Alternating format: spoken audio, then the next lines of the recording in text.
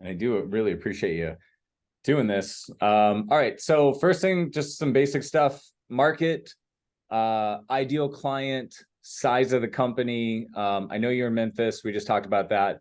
Is Memphis, is there like a tight region? Do you do multiple counties? Like kind of elaborate on me on like the actual target market. And then I'd really like to hear from you about your ideal client specifically, who you guys built to serve. Yeah, so we are here in the Memphis, Tennessee market. We do service the surrounding kind of people call them suburbs. So not that anybody listening from distant California would know what I'm saying, but Collierville, Germantown, Lakeland, Cordova, Bartlett, kind of the outskirts of the city of Memphis itself. And then we do transition. Memphis is right in the corner of Tennessee and Mississippi. So there is a county called DeSoto County. It houses three major cities in that section of Mississippi. So Horn Lake, South Haven, and Olive Branch. We go to them as well. Other than that, we are just right here. We do not cross over the bridge into Arkansas. Memphis is such a workforce community that it's 50% rentals and 50% homeowners. So there's enough rental properties to go around for all the property management companies. So we love it here. Memphis is our niche, and we couldn't be happier. Ideal client, I would say 98% of our investors are out of state. California, Colorado, New York, Florida. 1% is here local, and then 1% is out of the country. So I do have those handful out of Israel or Japan or Morocco. But 98% of our clientele are here in the US, just out of state. What we look for is someone who has between 3 and 5 properties. But the big thing is the growth mentality. We're not looking for someone who says, hey, I inherited 2 properties. That's all I ever want.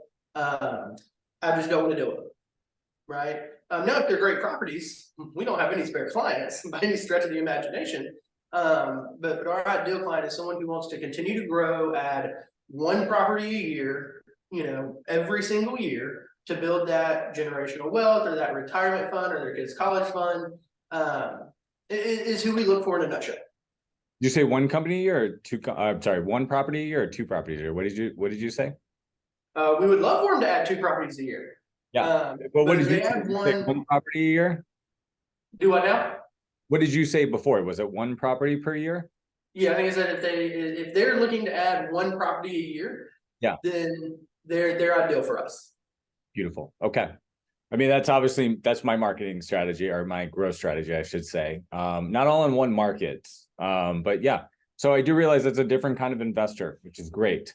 So you're really focused on intentional investors, people that are waking up every day thinking about how to add a property on purpose and keep those properties. How often do they trade or sell those properties? Once they buy them, do they kind of just stick with them for a while, or you guys helping people trade in and trade out of properties? Normally, if you would have asked me this question 8 months ago, then I would have said, yeah, they buy them, they hold them, everything like that. But as we know, interest rates are going up, so they're buying a little slower, and that's when we're seeing the influx of 1031 exchanges and people going that strategy to upgrade their portfolio. Now, that's a catch-22 because in the Memphis market, everybody wants to invest in real estate, right? We just say that, people want to do it. It just doesn't make sense where they live, right? Because you can buy a house a lot cheaper here in Memphis. I could spend $100,000 here in Memphis and get an investment property that is instant cash flow, but I can't get a $100,000 tent with holes in it on the beach in Miami. So we see a lot of people starting to pull money out of the stocks, pull money out of retirement accounts simply because they think real estate's safer. So we see an influx of those people, and then an influx of people with 1031. Yeah, I appreciate that. Yeah, I know the parking spaces in Miami are $100,000, not homes. So, yeah. So it's great. So how much of your time are you spending talking to people actually acquiring properties versus just, hey, you got a property, you got a door, I'll manage it? Are you spending a lot of time helping people actually find the properties as well? I personally don't, and here's why.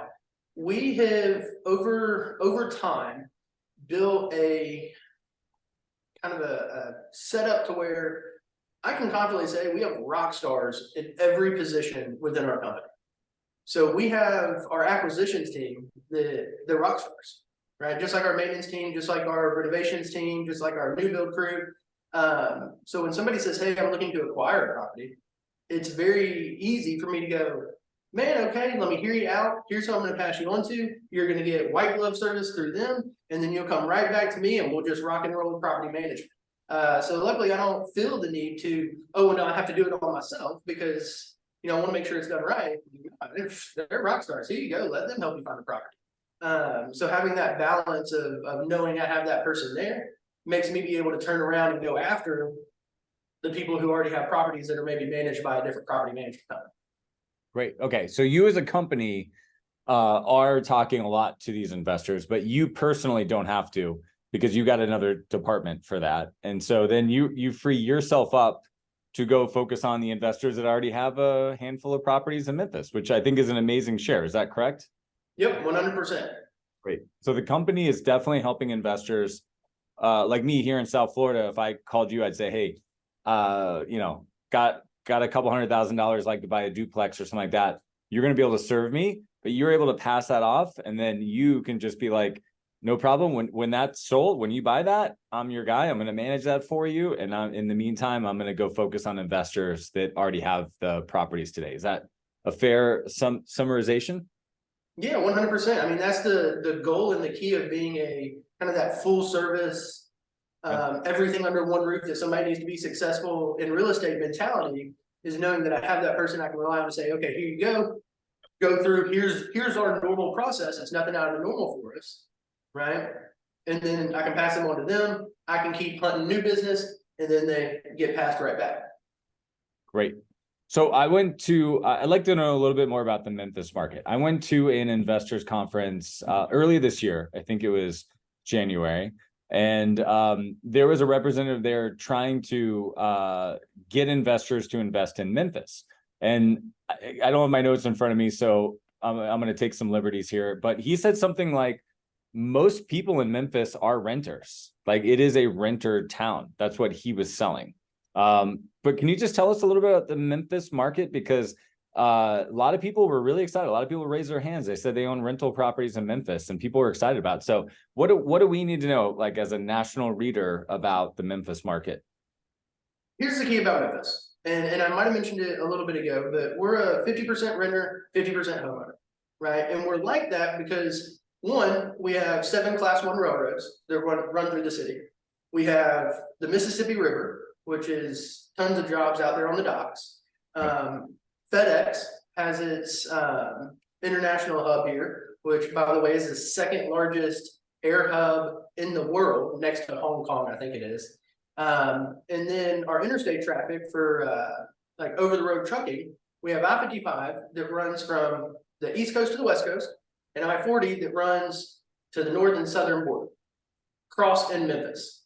And so what that does is not only does that create a lot of jobs, but we're a small mecca, is what I like to say, for headquarters. St. Jude, for example, one of something in Memphis dear and true to my heart. It attracts some of the top surgeons and doctors in the world, right? The kicker is, for every great surgeon, there's 100 people that scrub the floors, clean the toilets. There's 100 people in the cafeteria, right? FedEx, some of the top pilots in the world. For every pilot, there's 100 people in baggage, 100 people on the tarmac, 100 people in the cafeteria, right? We have a giant Nike facility and a giant Amazon facility. And that doesn't even include, Ford is building their Blue Oval right outside the city. 6,000 jobs, bam, just like that. Yeah, they're gonna have some executives. For every executive, 100, janitors, cafeteria workers, things like that. So that's why Memphis being such a workforce town, those are all of our renters. So we're never short for people who just want to rent a property, they want to live their life. And right now, those major corporations have been in Memphis for so long, we see communities of baby boomers. Right? They've been a FedEx janitor for 30 years. They don't want anything crazy. They want a little 3-bed, 2-bath, tank of a house, small yard, and they don't have to want to worry about, oh, what happens if my roof starts leaking, right? And those are the people that we look for. That's why Memphis is, I mean, it truly is a great renting market. That's a great share. Thank you. Yeah, I did know, FedEx was there and some of those things, but you just added to that. And I forgot that the Mississippi River is right there, which is amazing. Like that's a great point. That is the busiest shipping, river in the US. So that's huge. Okay. So let's talk about why you think your company is such a strong presence, because that's what I was told by the coaches here. And when I talked to Jason, he said, you guys have been around. The owners of the company have a huge influence in the market. And so what's the differentiation? How would you kind of, if you're on a sales pitch, you're talking to a new owner, if I'm like, hey, Brad, I know you, I'm gonna buy a property in Tennessee. Why should I hire you? Tell me kind of like what you got going for you, because it sounds like you guys have a really strong proposition. Yeah, and I mean, here's the thing. When I'm talking to people like that, I truly believe what we stand for. I don't know if you can see my virtual background, but one of the things we live by is making sure that our interests are aligned with our owners to ensure cash flow and hands-off investments. And one of the biggest things in that is the first part is making sure our interests are aligned, right? Which means we're treating their properties like they're our own, and we're not winning if they're struggling, aka putting on a roof or replacing a water heater, right? We should be winning together. And the funny thing is, we shouldn't be a property management company. We should not exist. And I tell people this story, I'll say it real quick for you. But I tell you that because James, our owner, guru in real estate knowledge, but started in real estate about a little over 20 years ago, right? Just helping buy and sell new homes. Mm-hmm. And when he did that, him and his wife started growing their own portfolio, right? Here and there, a couple this year, 1 year this year, things like that. He had a property manager, and he had him for 6 or 7 years. And he said, man, the communication just isn't where I want it to be, right? We hear that all the time from investors. The communication I feel like I'm a small fish in a big pond, right? Or just a number. Yep. So we switched property management companies. He was with them 6 or 7 years. And then he noticed, man, I kept getting hit really hard when I had a turn, or I had a resident move out and I had to get the house re-rent ready for the next one. He said, there's just no alignment. I'm losing, I'm putting on new roofs and they're charging 15 or 20%. So again, next property management company, 6 or 7 years, he was going behind, and we call it managing your manager. He went through his ledger one time and he was like, man, there's $500 missing here, right? And the property manager said, James, it's okay, calm down, it's just $500. And he about fell out. So he said, you know what, fine, I'll do it myself. And for about 6 months, that's all he did. He managed him and his wife's portfolio. He had no desire to do anything else. He was still doing other things in the real estate community. And then one of his friends came and said, hey, will you manage my portfolio? I see you're doing yours good. You'll treat mine like yours. Cool. And that was only 3 years ago. So in 3 years, we've lived on that concept of, okay, well, I'm going to treat it like mine, because I got to have good communication. I got to have good accounting, and I can't be gotten every time I need to make a house rent ready again. Yeah. And that's how we've grown to over 1,000 properties in less than 3 years. It's fantastic. So that was one of the questions. So over 1,000 properties. So clearly the company you work with is sizable. Do you roughly know what size the team is at Foundation? I believe we have a dozen people here in-house in the office. And then I think a dozen virtual assistants. Got it. Okay. And you get ballpark. And so all maintenance is outsourced, right? So all those people you're talking about are just the managers of the property, the finance, the property management, the customer service, but then any of the maintenance is kind of done with local vendors, right? No, absolutely not. To an extent, yes, if you have to pull a permit, but we have 1, 2 field superintendents. They go out and do any kind of scopes, any kind of rent ready things, anything like that. And then we have 1, 2, 3 kind of handymen. So a window's broken, well, we go and replace it. There's a faucet dripping, we go and replace it. Now, when you get into new roofs, new water heaters, you have to pull permits, then yes, we use vendors. All right, so in-house for the average stuff, like average is probably a terrible word, but in-house for the common stuff, and then specialists when you need them. Okay, it's good to know. Yep. Great, because 1,000 doors is a significant number. Okay, great. So let me ask you a little bit about you and your background. So you're here. How long have you been at Foundation Homes?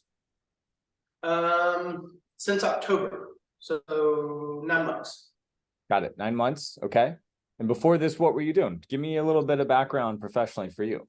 So yeah, a little bit about Brad. I'm born and raised here in Memphis. I went to the University of Memphis.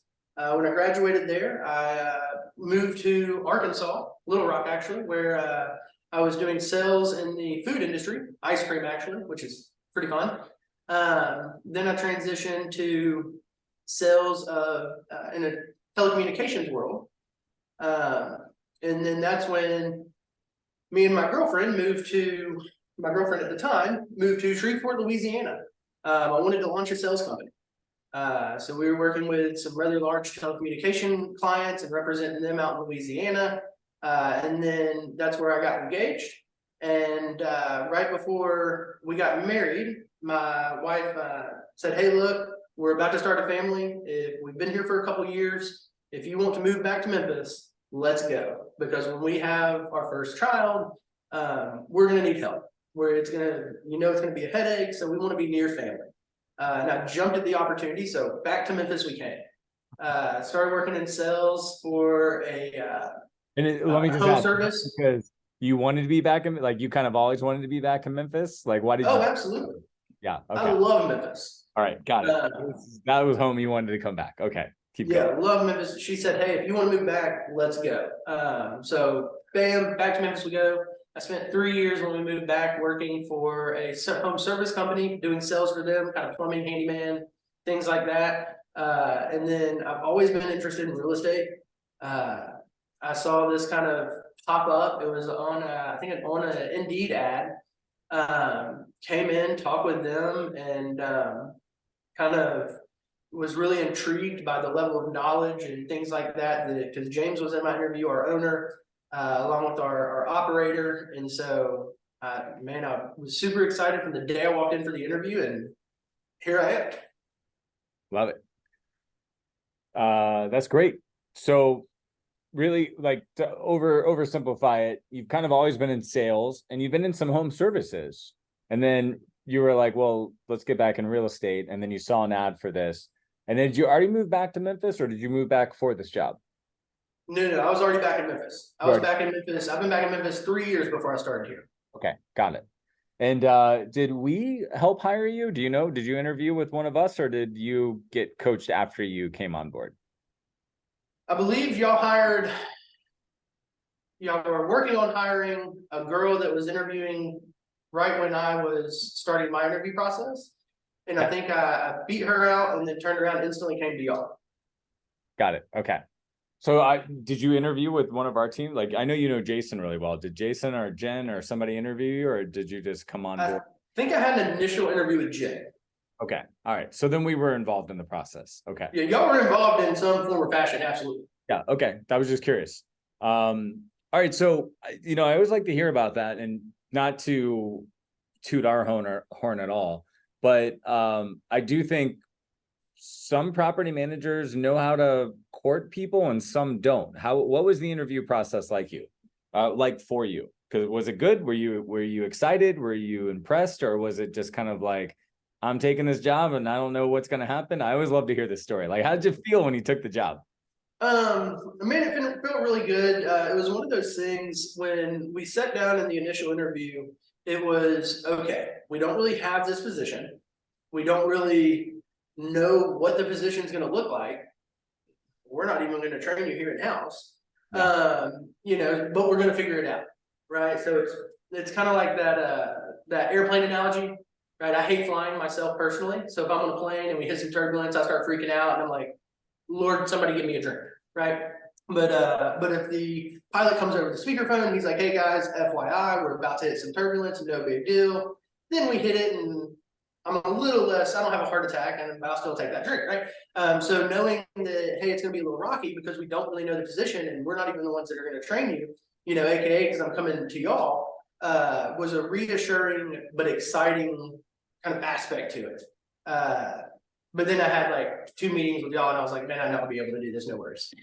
I love the Right. analogy. It's like if they tell you the turbulence is coming versus the turbulence just shocks you and your drink's like shaking off your table. I do know the difference. So like, hey, just so you know, you're gonna get some turbulence. Like it does make you feel better about it in some strange way. Mhm. But yeah, again, that's small business America, right? Like every exciting new position, sometimes you're going to be the first person that company's ever hired. So I think that was amazing that James and the team told you, they were honest with you, and they're like, you're the first person coming into this role. Because most interview questions from applicants are, what did the last person do? What were they like? And then when you gotta like, I've been on the other side of that table, James, and I'm like, don't know, because we never hired this position before. So that's really cool and courageous for you to be like, all right, I'll be the sacrificial lamb and come into this position and make sure that it works. Yeah, but the key was like, I think it maybe would have been a week, maybe 2, when I had an interview, maybe not even an interview, maybe an introduction with Jen. And she was like, okay, look, here's the deal. Here's our playbook. Here's what we're gonna go by. Here's gonna be step by step. Here's how we're gonna build the successful position based on you and your market and everything like that. And having that shortly after I started, not knowing anything about what's going on, kind of was that catalyst to go, okay, let's do it. Let's do it. Cool. So what about that training was helpful for you? Is there like a 1 or 2 highlights that were like, because that actually, I'll take that selfishly for me, is, what do we need to lean more into? Where you're like, hey, when they showed me this or they showed me that, I was like, I feel like I know what I'm doing here. Was there anything from the training that you want to highlight? Yeah, so the role play for one was really helpful for me.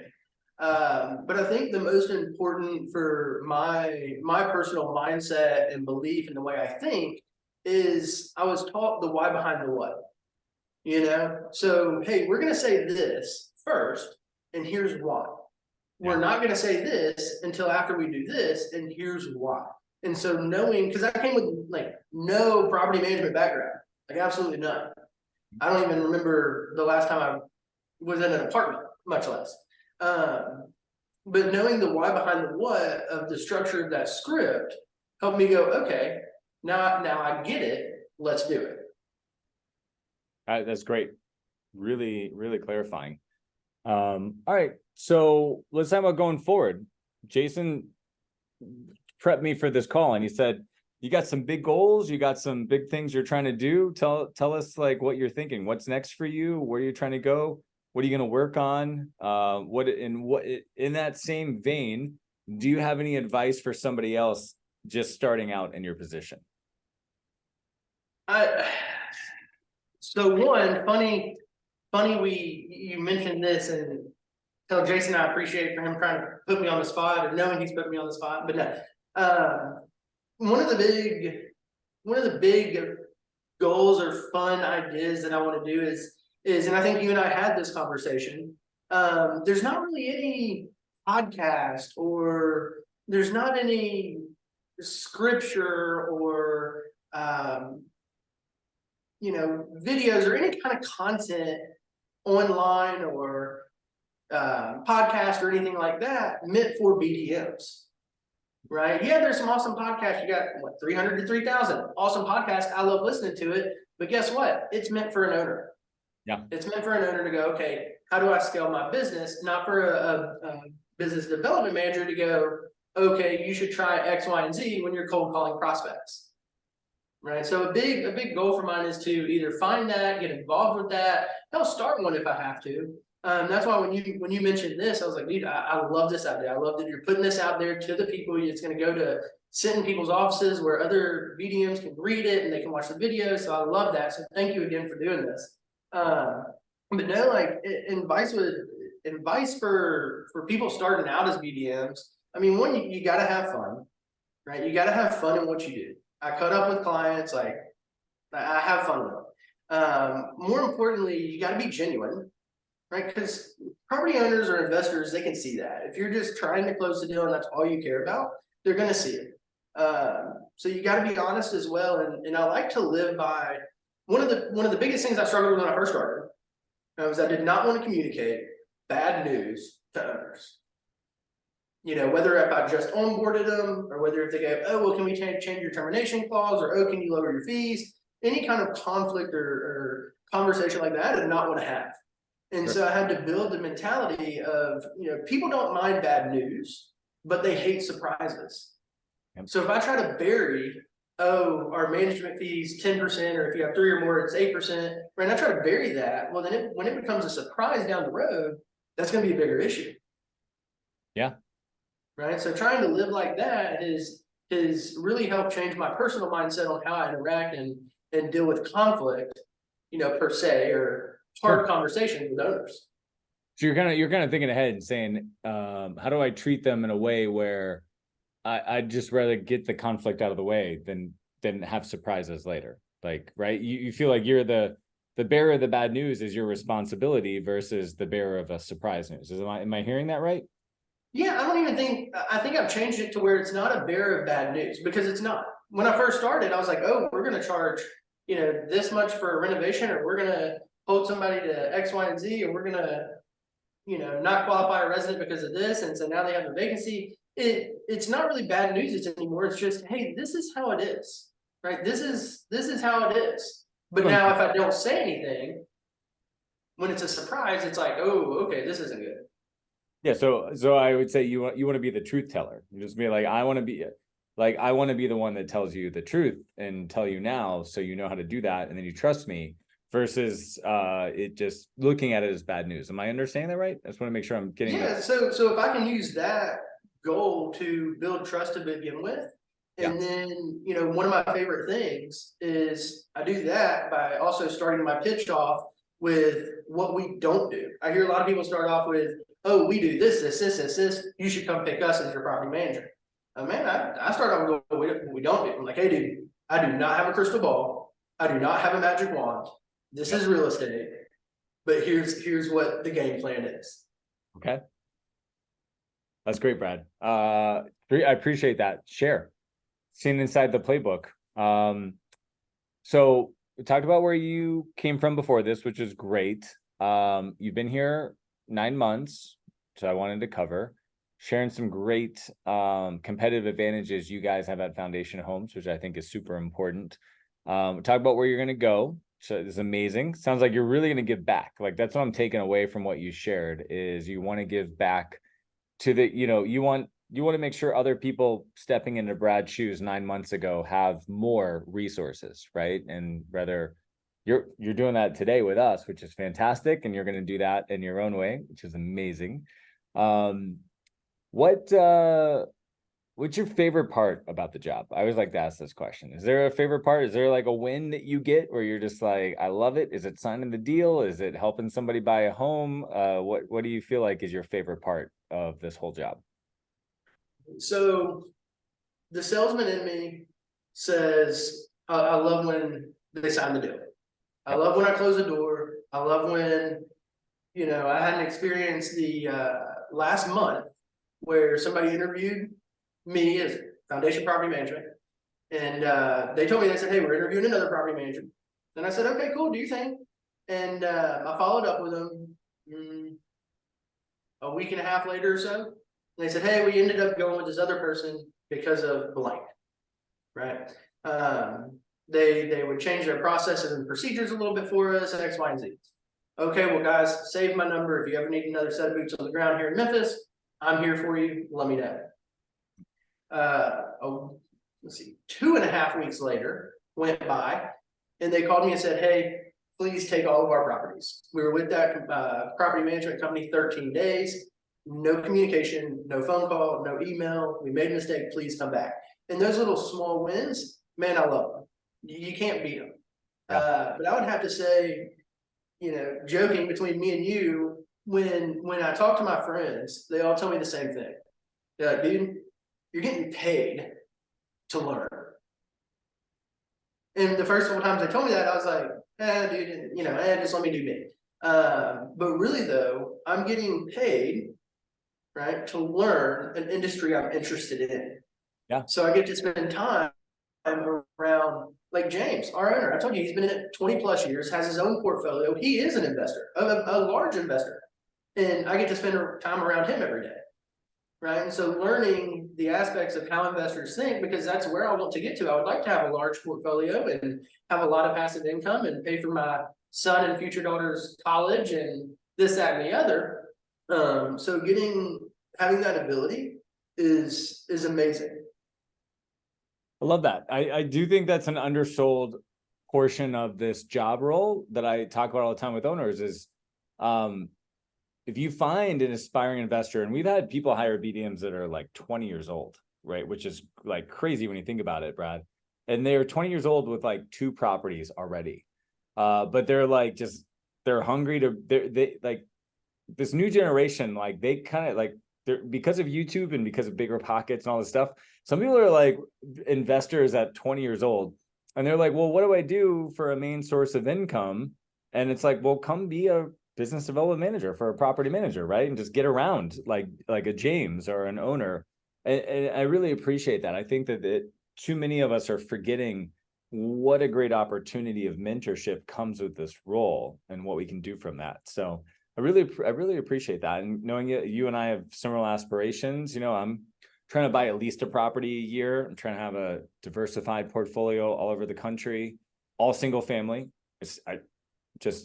I still believe 4 walls in a backyard is going to be scarcer than ever, versus multifamily. And I mean, there's tons of that. They're building multifamily all day long, but they're just not building a whole lot of 4 walls in a backyard, compared to the family formations. So I love that.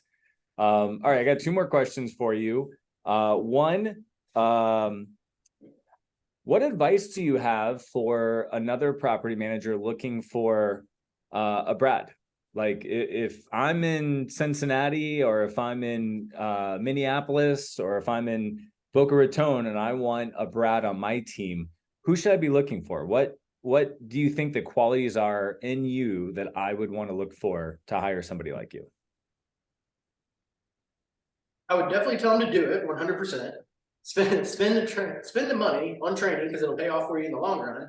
Yeah. But find somebody who's interested in real estate. Someone, okay. Like I wake up and enjoy coming to work.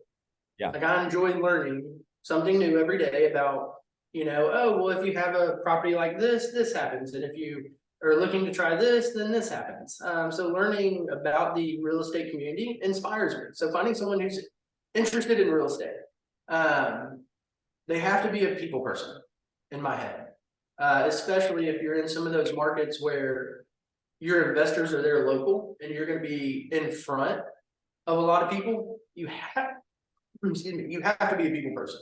I think that's one of the more difficult parts of my job is because I have to do everything off FaceTime and Zoom. Mm-hmm. I'm at the house going, hey, Mr. Owner, but finding someone who has that charismatic, upbeat, kind of lively personality is key. That's great. That was very succinct and specific. I love that. That'll translate really well to the magazine, which is great. Thanks. That was awesome. So, and by the way, I could not agree more. Like you nailed that. All right. So I want a little bit, because also this is almost like a part B to the part A question that I just asked. Tell me about you a little bit more. Like, what do you like to do, right? Like when it's the weekend, when it's the fun time, like what are your personal goals that have nothing to do with finance or real estate? What do you like? What's important to you? Just tell us a little bit about you. So there's going to be some people kind of around my age or in my situation that are going to be very, very able to relate to this. And then there's going to be those 20 and 21-year-old new BDMs that are going to think I'm crazy. But my hobbies are absolutely nothing. I have a 2-year-old son and a 6-month pregnant wife who stays at home with our son. So when I get home from work, it's very simple. She goes, here you go. I've been with him all day. So I get to play with my son. But other than that, we do enjoy water parks, splash pads, going to the pool, playing on little jungle areas and parks. Anything you can imagine a 2-year-old likes to do are my hobbies. And then occasionally I'll get to go golf. All right. Well, got to protect that time every now and then, but yeah, that's a big investment. So I was a big golfer with all my friends, and then all my friends had kids, and they were like, yeah, I can't spend 5 hours like doing something. So we all stopped golfing, even though I didn't have kids. We just also, because it's like I can't get away for 5 hours. Mhm. Great. So basically just raising the family, which is amazing. That's great. So 2-year-old, 6 month pregnant wife. So you'll have, so what are we putting us to November? Am I doing my math right? Middle of November, we're due with our baby girl. Yes. Congratulations. So, 2-year-old is what, a son? yes, sir. Yes, sir. One of We're each. very blessed. Living the American dream. Do you have a white picket fence outside your house? Because you're just totally clichéing me if you got all those things. I do around my wife's garden. Around the wife's garden. I love it. That's great, man. Well, I hope you hope to see you in Austin if you're coming to Sales Master. I know we're starting to slowly tell people about that. Although you will have a 1 month, you'll have a 6-week-old, so I don't know if you're going to get away for that. Have you heard about? That will be my exception. I got to get away. Yeah. So you may not be able to get away with the 6-week-old, but if you can do it, we'll give you a professional reason to come to Austin and hang out with all the other BDMs. But it's amazing. I love this. I got everything I needed out of this, Brad. Is there anything else you want to share that I didn't ask, or any other questions or advice you want to pose to the community? No, I mean, man, as long as a BDM can be confident, they can know their stuff. And when I say stuff, just the property management agreement in general. Just know that, be confident with what you're wanting to talk about and have fun with it. You'll be successful. There's plenty of, working with you and Jen and Jason, y'all have opened up a community of people that I can reach out to or Zoom call with, or just pick up the phone and call or text, that are going through similar things like me. And if I chose to just ignore the community out there that's willing to help me, I would not be successful. But knowing, hey, that resource, like the guy in LA has no horse in the race when it comes in regards to helping me, and vice versa. We're never gonna clash on business. We're never gonna clash on sales. All we're gonna do is help improve each other. And so using that resource of networking is key. Agreed. That's what we love about the community. That's what we love about this business. Like you just said, the guy in LA is not competing with the girl in Nashville, which is not competing with you in Memphis, and you guys can all just share best practices. And I just love watching that, which is so cool. And I honestly, even Brad, I'll tell you that we've got clients in Orlando, both in Orlando, that are passing clients back and forth because they're just like, yeah, this is more your side of town, or this is more your perfect client, right? And I'm just like, to be a salesperson in this industry, like, you got to be a resource. You got to know people. You got to know how to hand off. You got to know how to solve problems. And sometimes solving problems is passing somebody to somebody else. So Yeah. I love that spirit. Well, I appreciate this. Thanks so much for being here, man. Man, thank you so much. It's always a pleasure, and I always love sitting down chatting with you. Yeah, me too.